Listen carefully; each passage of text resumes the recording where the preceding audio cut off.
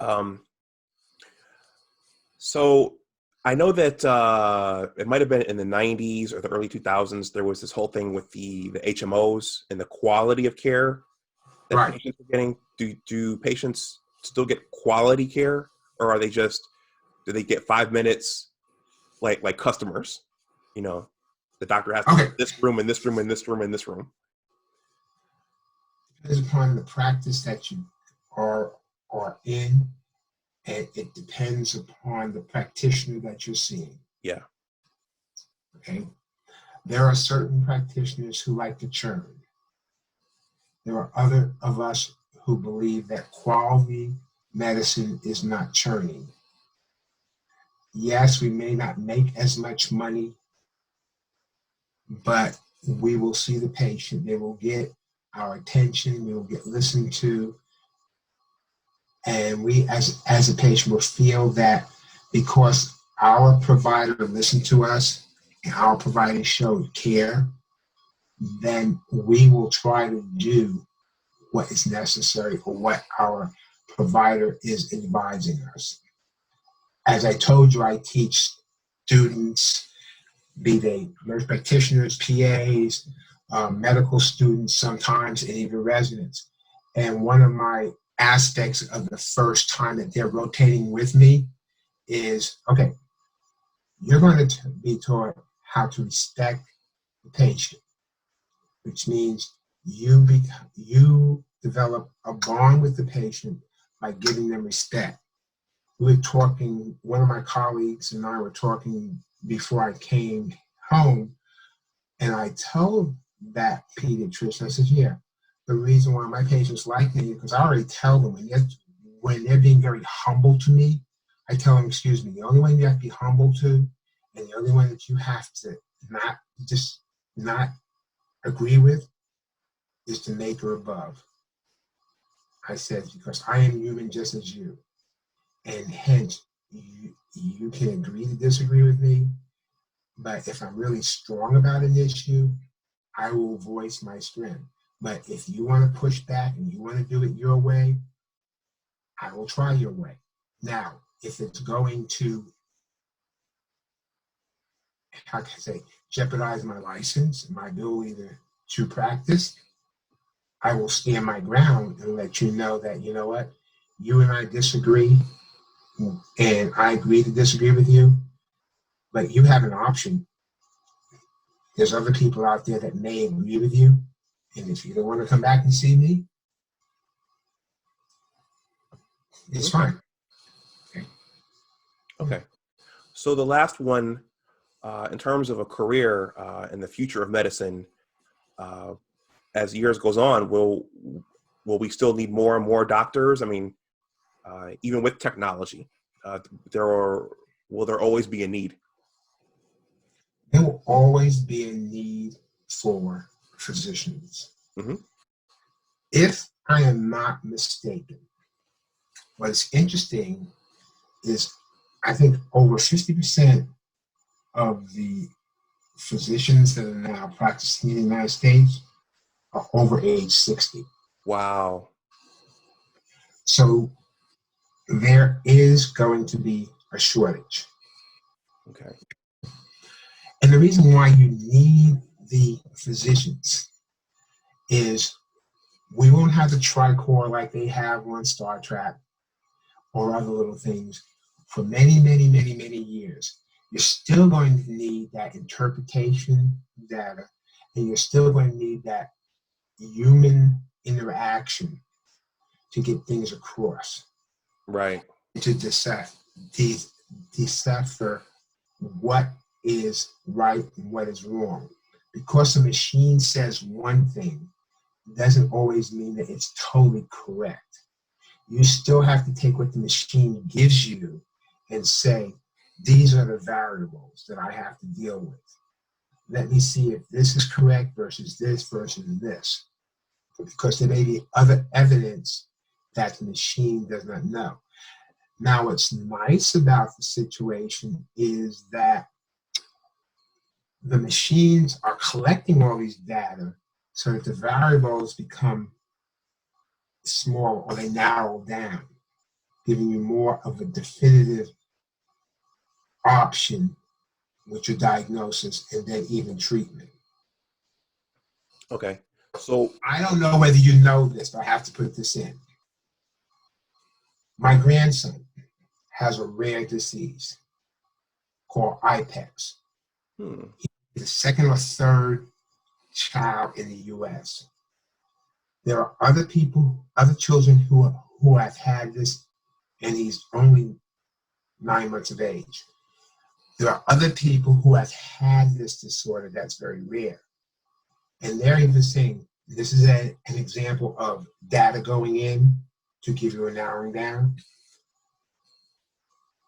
They know what the pattern has been for some of the few others, the one or two others that have been written up about. But his physicians have said that he basically is writing his own book. oh wow. Disorder. He just got out of the hospital this month after being in there since September. Okay, with this disorder, and he's got some other stuff to go on later. So that's what I was trying to say about, they get this data, these are the variables, because they thought that he had Hirschsprung's disease, they thought he had some other intestinal disorder, etc. And then all of a sudden they started doing these additional testing, and then they found out, no, he's got this, this, and this, and they started narrowing down. It took them almost 60 days to narrow down as to what he possibly had, with numerous tests, some of them having to be sent to specialty labs where there are only 2 in the United States. Okay. And they're getting all that information, and they're now pooling it together to accumulate more information, not just rare disorder. Okay. So that's an example. So I think what I hear you saying is that we will still need that human intuition and that human touch. Correct. Okay. All right. Well, Tommy, let's close out with, well, we're going to try not to get ourselves in trouble here, but from the medical front lines with this pandemic crisis thing that we've been going through, do you want to say some words on it? You know, what have you seen in your neck of the woods? Are we close to being out of the storm? What would you say about it? We are still number one in the storm. Okay. And you have to realize that the reason why they call this a novel virus is because we've never seen anything like it. Did you say a nouveau virus? Nouveau, yeah. Okay. Basically, it's a new virus. Yes. Okay? We've never seen anything like it. We don't know how it totally interacts. If you think about some of the stuff that was originally said, oh, it affects the lung, affects the lung, affects the lung. Now they're talking about, no, it affects the heart, it affects the kidney, it affects this and that. What's also been interesting is they're saying, okay, you can have this virus, but you have to have a fever above 100.4, a cough and shortness of breath, and you've got it to be tested. Now they're noticing, no, muscle aches and pains, chills on and off, loss of taste and smell. These, okay, you can also have diarrhea or other GI symptoms along with the fever. So we're learning all its presentations because every human is slightly different. Okay, that's one. Number two, we really don't know how to treat it. Now, what's interesting is the plasma transfusions that they're doing and collecting the plasma of those people who are affected, they're using their antibodies against the virus. So your body may be trying to build up antibodies to help get rid of this virus, but you don't have enough built up. When you do this plasma transfusion, which has more antibodies because these people have already fought it off, so their body is like high gear to produce antibodies. It's in there. So we don't know that, okay? We don't know whether there's any antiviral medication or what type of antiviral medication can be used for it. We know that it's spread via air droplets, okay? And so I've been telling my patients, the 6-foot distancing is important. Wearing a mask is important. Washing your hands is important, okay? Now, you think about this. Yeah, they want to open up the restaurants. They want to open up the bars, the gyms. They want to open up the shopping centers and everything else. Get the economy going. Right. It's bad enough trying to go shopping and not running into somebody who is walking by you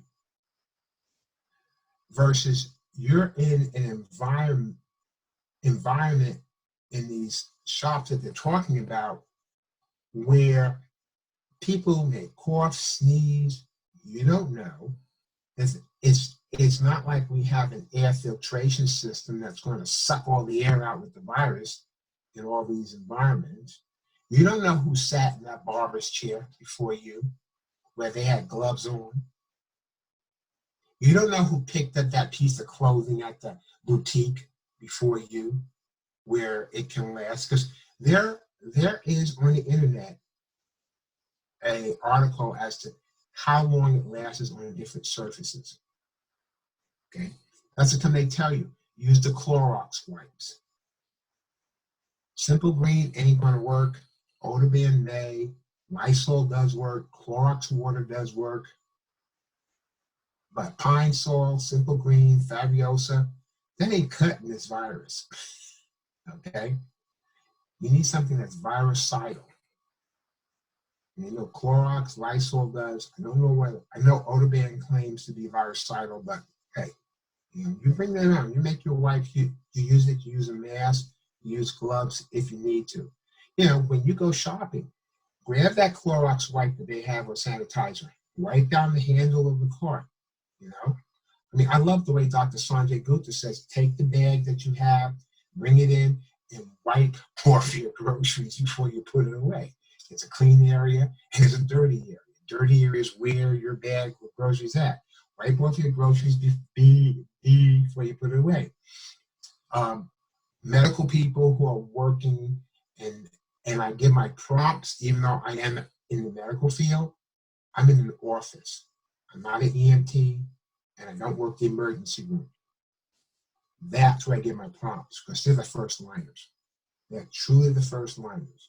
The EMTs and the ER department, be it the janitor in the ER department, up to the ER physicians, the respiratory therapists, etc. They're the ones that are being first exposed. And luckily, they're going home, they're distancing themselves from their family, and and some people are actually sending their kids over to other relatives, or their family over to other relatives, or they're camping out in like one room, they disrobe in that room, hit the shower, put on a new set of clothes, but that stuff that they came from work is in a plastic bag to be put in the laundry, to be washed immediately. Okay. So that's why I say this virus is going to be around, because we don't know, one, who all has it. Two, we don't know all its presentations. Three, we don't have a vaccine to build up our immunity to it at this time period. Nor do we have oral medicine or a shot that's going to fight it once we get it. You think about it. When we have the flu, they talk about get your Tamiflu, get your flu vaccine so that you can build up your immunity to what is going to be a strand of flu for that particular season. We don't have that with this. And the fact that it's supposedly, the myth about, when the warm weather is going to occur, it should be less. That was, excuse my language, debunked when it hit South America and Africa in January, February, March. I mean, that is warm weather. That was still their summer. Okay? So warm weather is not a factor to decrease its incidence. Okay? Okay. So, There are so many other questions I could ask that I'm tempted to ask, but we've been going for a while here now. So I'll just end with this one. There are a million and one reasons for people to worry and to get hysterical. Surprisingly, with Bill Gates and this vaccine, there's been some hysteria over the vaccine whenever it gets ready. Should people be worried about taking a vaccine? What's the angst for this? Vaccine is approved. It has gone through a trial. Yeah. And the most important thing about any vaccine, it's harm versus good. And I mean, I'm not really one of these research people, and I'm not what I call the geek that has to read the New England Journal of Medicine and all this other fine little research stuff. But the most important thing I've noticed about the vaccines is that they want a very minimal incidence of adverse effects. Dealing with the FDA, that when you do something, you want to make sure that its outcome is better than its deficit, which means it does more good than it does harm.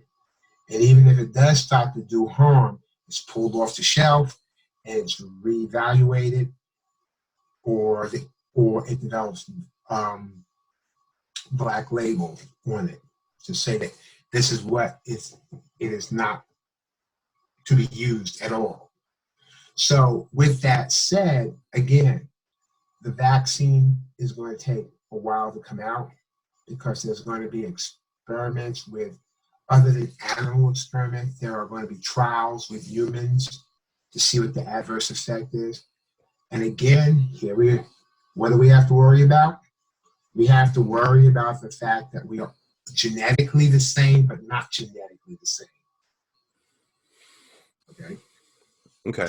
We won't get into hypertension, diabetes, poverty, etc. It's an issue on this because that's a big factor too. Okay. Okay. Well, we'll tackle that the next time.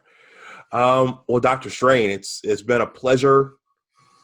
Thank you for taking some of your time for us to do this again and to talk about your experiences and your expertise. Definitely would like to have you back on as there are more questions that I can ask and those kinds of things. So hopefully you'll come back. To the audience, I'm going to leave those interviews with the other doctors I interviewed in the description box below. Please like this video. Please share it. Please subscribe to my channel. Dr. Strain, before I go, are you on any form of social media, or if people want to say, hey, I saw you on Dr. Dunbar's channel, is there any way for people to, or if you don't, it's fine. No, it's fine. The only social media that I'm truly on is Facebook. Okay. Thomas Strain. That's the only social media. I'm not a Twitterer. I'm not on LinkedIn. I have enough things to do with me being on Facebook because other little aspects of me is, as you know, I raise show dogs and do show dogs since 1983. Mm-hmm. Okay, so I've got that also, another little channel, but luckily that's separate on Facebook. And then I've done other things that are non-medical that people contact me through Facebook. Okay. Okay. Well, everyone, if you... One other thing, there's just one other thing I want to say that I forgot to mention. when I was growing up, a wise lady who happened to end up being my brother-in-law's grandmother told me the only one who could stop you from becoming who you want to be is yourself. And that's one of the things, as I said, when I like dealing with kids and motivating them.